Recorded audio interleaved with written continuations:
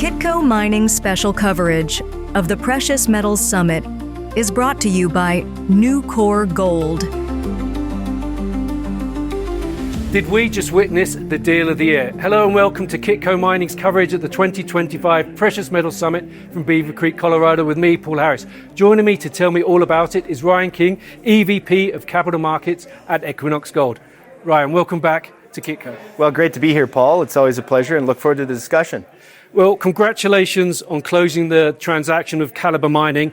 And this is perhaps going to be a bit of an odd conversation because you came from the Calibre Mining, but now obviously you're part of the Equinox Gold executive team. Very transformational transaction for both companies in a line of sight towards 1 million ounces a year of production, anchored with two large Canadian mines that are just or have recently started production. So many things to talk about.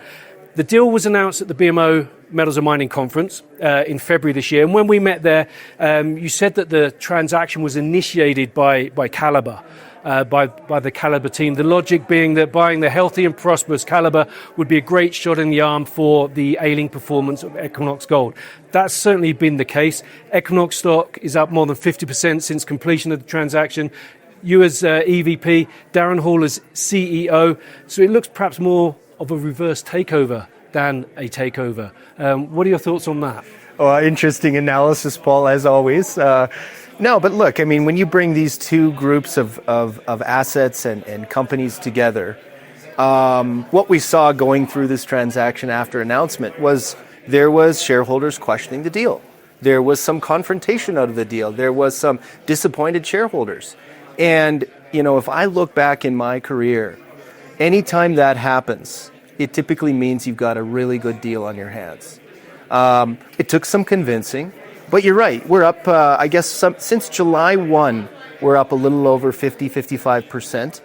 But interestingly enough, if you look back over the last few years, and I kind of look at the gold market from 22 forward, when the United States sanctioned U.S. Treasury bills in the Russian central bank, that really catapulted this gold sector, in my view, was one of the big catalysts. But when you look back to 22 to year-to-date 2025, Equinox is up 58%. The peer group is up an average of 350 to 500, Lundin Gold 800%. So I believe we're just at the beginning of this re-rating process for Equinox Gold. We've got the team, we've got the assets. We've enhanced the portfolio because of the merger with two cornerstone large Canadian long life assets where the companies have been putting capital into those assets over the last few years. Well, as gold hits record highs, fortunately, we're now ramping up and getting to nameplate at both of those assets. So it's a very interesting time, very exciting time to be in the gold sector. Now, some of that friction you mentioned, Equinox had to restate the deal terms and be a bit more generous in terms of the share exchange ratio. But I imagine a lot of Calibre shareholders would be very happy they held onto their stock. You've now got a market cap of 10 billion Canadian, 7.5 billion US, so very much going in the right direction. You've got a large portfolio. You quickly offloaded the small pan mine in Nevada for 115 million US. What's next on the block? I think it's fair to say you've still got a bloated portfolio. You've got a couple of sea anchors on the company, Los Filos operation in Mexico, maybe Castle Mountain in California. Sure. What's the view in terms of shrinking that the portfolio? Well, you're always analyzing a portfolio, especially after a deal like this. Ross's vision was to get to 1 million ounce a year gold portfolio and production outlook. And fortunately, we're there now. We have all of the assets in this portfolio, not only to hit those numbers, but have organic growth within the portfolio. So there's absolutely no looking at mergers or acquisitions. It's the MAD approach now. Mergers, acquisitions, and divestitures. So it's looking at the portfolio and saying, okay, if this asset was in someone else's portfolio, would it be better for our shareholders and someone else's shareholders? Take an example of the Nevada transaction. This was better suited for a Minera Alamos, a smaller company building up. 30 to 40,000 ounces a year at Pan wasn't really moving the needle now for new Equinox Gold. So we're always looking at the portfolio, looking at ways to unlock more value for our shareholders and delever our balance sheet more rapidly. So that is a focus for the company now, looking at opportunities within the portfolio that might make sense in someone else's portfolio, and then looking at delevering the balance sheet. But through cash flow from operations, we'll be delevering very, very quickly now at these metal prices, but also as we ramp up these new Canadian assets. I want to talk about the balance sheet a bit more in just a moment, but let me sort of come at you with this. You know, we saw last year Newmont divested 6 mines, and this year apparently it's really entering into a cost-cutting process. They want to shave $300 per ounce off their cost. Is that perhaps a model that you're going to follow in terms of getting your portfolio into a go-ahead portfolio size? And let's talk about the corporate side of things. What are the state of things there? Do you see the opportunity, the ability to save costs, get things in a much healthier shape there? Yeah. Well, look, Darren's career at Newmont was always about optimizing. What can we do to optimize a business or an asset? So sure, he's spending some time now rigorously going through all of those details. And yeah, sure, we have some more mature assets in the portfolio, some higher cost assets. Are there opportunities with some diligence and focus to reduce that? There probably is. Is there opportunity to find more in some of these regions? Absolutely there is. We have to now prioritize our capital allocation to unlock share price performance for our shareholders now. And that's our focus. So yeah, absolutely, there will be some opportunities for cost cutting. There will be some opportunities for divestitures, but we got to make sure anything we do will increase share price performance or return capital to shareholders in some way, shape or form, whether that be by selling an asset or a region for cash and then delevering, or looking at the other opportunities that come along the way. So I believe that there's probably some more rationalization that could happen in the next 6, 12, 18 months. Is it going to be quick? Potentially. Depends on those valuations that we can get. We'll see how it goes. But we'll be looking at that very judiciously as we move forward, to ensure that whatever we do, we're going to be returning capital to shareholders, because in fact, the company would like to be in a position within the next 18 months or thereabouts to actually have a program in place, whether that be a dividend or whether that be potentially a share buyback or both. We'd like to be in that position to be able to do that for our shareholders. Well, it certainly seems to be a good market to be divesting assets. The Newmont's transactions last year showed there's a lot of appetite for assets. In terms of capital allocation, the company ended the June quarter with $1.6 billion US in debt. Part of the logic of the deal was to use the cash flow from Calibre to help right-size the balance sheet of Equinox. With gold at $3,650 per ounce, you must be making cash hand over fist. How is that evolving your thoughts on, paying down the debt, getting the balance sheet into a better shape, and what is a better shape? What do you consider a better shape? Yeah, it's a great question because, again, bringing that into that capital allocation focus, that's where we're laser focused. Because of the investments, the debt has come from building new, high quality, high margin, long life Canadian assets in Greenstone, which is continuing its ramp up phase. And then just recently we completed the construction of the Valentine gold mine in central region of Newfoundland, which we just had first ore going through the plant. We would expect first gold by the end of September, and then a gradual ramp up to nameplate, let's say by end of Q1 of next year. So there is some capital going into some of these assets, but we're at a very key inflection point now, whereby the capital investments go way down and we start harvesting that cash. And we start hitting, and with Darren and the team, I believe that this portfolio that Equinox has assembled over the last 10 years is fantastic, because now we've got a team of seasoned, experienced operators that will be able to deliver on that portfolio. It's a natural progression with the company, with Darren as CEO, to unlock the value of this portfolio. So I'm very excited about that. I mean, using just I like big round numbers, and this isn't guidance, but if we said that Equinox next year would produce 900 to 1.1 million ounces of gold at, say, let's just use a very conservative number, at say around $2,000 an ounce. You just said it. Gold at $3,600 an ounce and we do, let's say 1 million ounces, well, that gives us 1.6 billion in operating cash flow. And yes, there'll be some finance expenses and we'll do some exploration and other things, but think of how quickly we can then delever that balance sheet without even any divestitures. So it's a great opportunity for this portfolio to get unlocked and for Equinox and Equinox shareholders to realize the full potential of this portfolio. And again, we don't need to go out and acquire anything to fill that pipeline or to add to it because we have quality assets in the portfolio and good organic growth in the tune of 300,000 to 500,000 ounces of development stage assets that we're advancing. What do you consider a healthy level of debt for the go-ahead Equinox? It's probably a great question for our chief financial officer. I mean, he would have one number and we would have another, but net debt to EBITDA, you probably want to be less than 1 times. I would hope that we're even much lower than that by the end of 2026. Having debt on the balance sheet is a reasonable thing to do. But, we're in look, the gold market isn't a straight line, selling widgets for $5 and it costs us $1 to create those widgets, right? There's volatility in this space with the price of gold going up and down based on various macroeconomic events. But it does feel like we've entered into a paradigm shift for gold as a recognized world reserve currency. So going forward, I think we can feel a little bit more confident that we're into this stronger for longer gold price environment.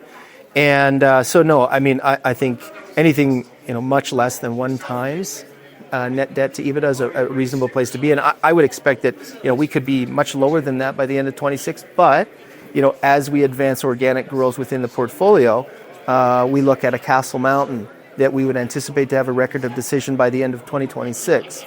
And then the unlocking of a Los Filos at some time in the next few years. Those are going to require capital investment to unlock that value. So, so we'll look at that judiciously as well. What's your net debt to EBITDA at the moment, do you think? I think right now we're probably around that, just a little over 1 times. Okay. Now, you mentioned that you're coming to the end of the investment cycle at both Greenstone and Valentine, although there's still a little bit less to do. So in terms of your go-ahead portfolio, where do you anticipate the next big investment cycle will be? Is that going to be Los Filos? Will that be Castle Mountain? Is that something else? Yeah. Well, I mean, when I say the end of the investing cycle, the intensive to build these big, large operations, of course, we will be investing in all of the assets. I mean, if you look at the history of even, for example, a Calibre Mining that we just merged with, you look at, that company was able to put together a hub and spoke operating strategy, reinvest into development of mines and exploration to unlock a tremendous amount of value. When we look at this portfolio, I would envision that we're spending somewhere between $75 and $100 million a year on exploration at our assets. Tremendous upside. So we'll be looking for resource expansion, discoveries, but also, of course, reserve replacement. The company has 23 million ounces of mineral reserves. So it's an exciting time from that perspective. But when we look at where could the large, chunky capital items come from, I would say probably likely, a Castle Mountain, an asset that is multi-million ounces. It is currently in a what's called a re-leach cycle, so it's a small operation now. And the larger expanded asset would produce somewhere between 200 and 225,000 ounces a year at probably medium or top quartile cost profile. So another exciting opportunity. And I would anticipate that if we were to get a record of decision by the end of 2026 and potentially have all state approvals halfway through 27, you make a construction decision, start advancing long lead items in advance of that, you're into a heavy construction cycle, probably end of 27 or 28. But the amount of operating cash flow, and this is self-funded likely, right? So you look at the operating cash flow that the business will throw off, even satisfying all the finance expense requirements, as well as the debt package. We're in fantastic shape to be able to do that.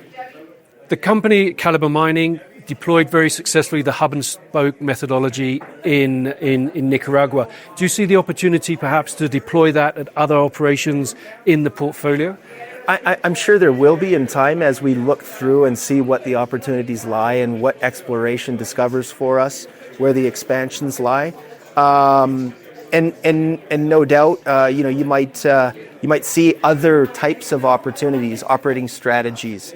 Remember, Darren spent 35 years at Newmont, and one of his key roles over time was looking at ways to operate it from a different perspective. Do this instead of that, and he was very successful for Newmont, doing that for a number of years at Gold Quarry in Nevada or Minera Yanacocha, birthing that and unlocking a plus 2 million ounce a year asset in Peru, or even assets in Indonesia, where you've got the large Batu Hijau that Darren operated. So there will be ways, and some of that comes through experience and expertise, and some of that will come through bringing in different human capital to help us unlock the value. For example, we just recently hired Brian Wilson from, he was the VP of Operations for Côté Gold for the last few years, helping transition and unlock Côté Gold now for IAMGOLD. Well, he's just become VP Operations at Greenstone. So I believe that he'll bring a lot of different perspective to unlocking value within the portfolio. Now, let's finish with a look at M&A. You have been very successful in M&A, not just now, but with Calibre and before that as well. You've got a long history of successful M&A. I think one of the reasons this deal stands out because, relatively speaking, there haven't been that many meaty transactions. The mid-tier sector's growing. Those companies don't have extensive pipelines, so presumably, and of course their cash balances are growing day by day. Why do you think there hasn't been so many transactions? Honestly, Paul, I couldn't tell you, but one thing stands out to me as sins of the past. I think the larger miners have been a little bit more focused on their own portfolio and where can we unlock value for our shareholders rather than divest or rather than acquire. So where can we unlock value within that portfolio? And bigger's not always better, right? It's more about, maybe as you said, doing something on the cost profile or operating something differently to unlock more value. So I think there's been a lot of focus on per share metrics. As companies go from, gold producers across the landscape are trading anywhere from, 0.3 on average to, 1 times NAV. So really, we're not at the top quartile. The gold price has done well over the last while, but the mining gold equities, developers and explorers are way behind in this phase. So I think as you see more of that valuation coming up to kind of meet that gold price environment, maybe we'll start seeing more acquisitions and mergers. But that would suggest that there's opportunity for companies that are getting cash rich to take advantage of these low PNAVs to add to their portfolios. And this is why an Equinox Calibre came together. We recognized that opportunity. Another example of that is back in 2016 when our company, New Market Gold, merged with Kirkland Lake Gold. I can tell you, Paul, it was visceral. There was no happy shareholders going into the as we went through that transaction. The deal closed, I think, somewhere around January of 2017. We were $6.50 a share. We had the high-grade Fosterville mine in Australia and a few other mines in that portfolio. Then, of course, the cornerstone was Macassa in Ontario. And, we got pushback from shareholders saying there's no synergies in this. There really isn't a lot of synergies in the gold mining space. You're going to deplete an asset if you don't find new, or if you don't invest in finding new, then you have to go out and buy or acquire to survive. And so with this transaction, we saw an opportunity to bring 2 jurisdictions under one entity to try to unlock more value. The gold price did not rise, but that stock went from $6.50 to $70 a share on the back of those 2 assets, unlocking significant amount of free cash flow.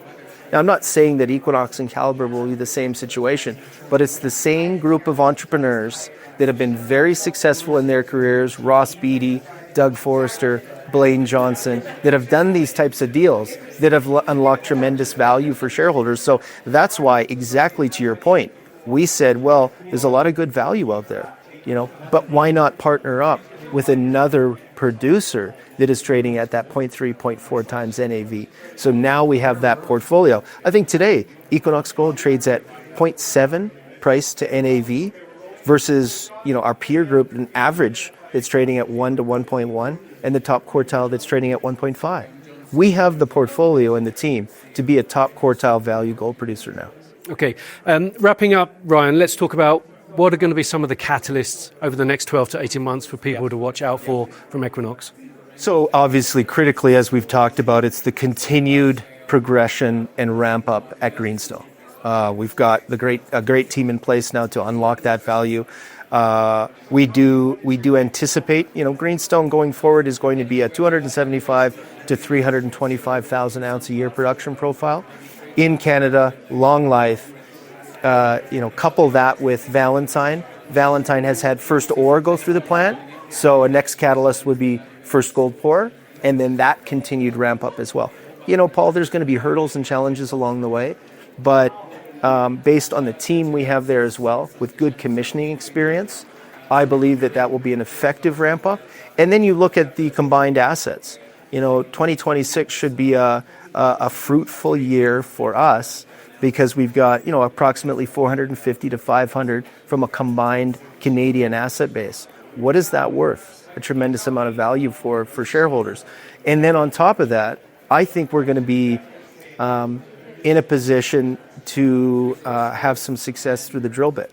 Valentine has a multi-kilometer belt. We're just at the beginning of that greenfield site now with the asset in production. Never been any operations there in the past, but we've already made discoveries there. At the end of 24 as Calibre, we drilled 172 meters at 2.4 grams per ton gold, a kilometer away from resources and reserves. I believe we'll see that opportunity at a number of our assets. And then you think of the other development stage, we'll have progress at Castle Mountain. And over time, I'm sure as we continue in Los Filos with the 2 community plan that we've got in place, we're going to start exploration work there and technical analysis there. So there's a lot happening within the portfolio, and possibly along the way, maybe a divestiture to rapidly de-lever the balance sheet further. So lots to look forward to. Congratulations on a great deal. I wish you every success with the future development. Ryan King, thank you very much for joining us today. Thanks very much, Paul. Appreciate it. And we have a lot more to come for the 2025 Precious Metal Summit at Beaver Creek, so stay tuned. And don't forget to hit that subscribe button. I'm Paul Harris, and this is Kitco Mining. Kitco Mining's special coverage of the Precious Metals Summit is brought to you by New Core Gold.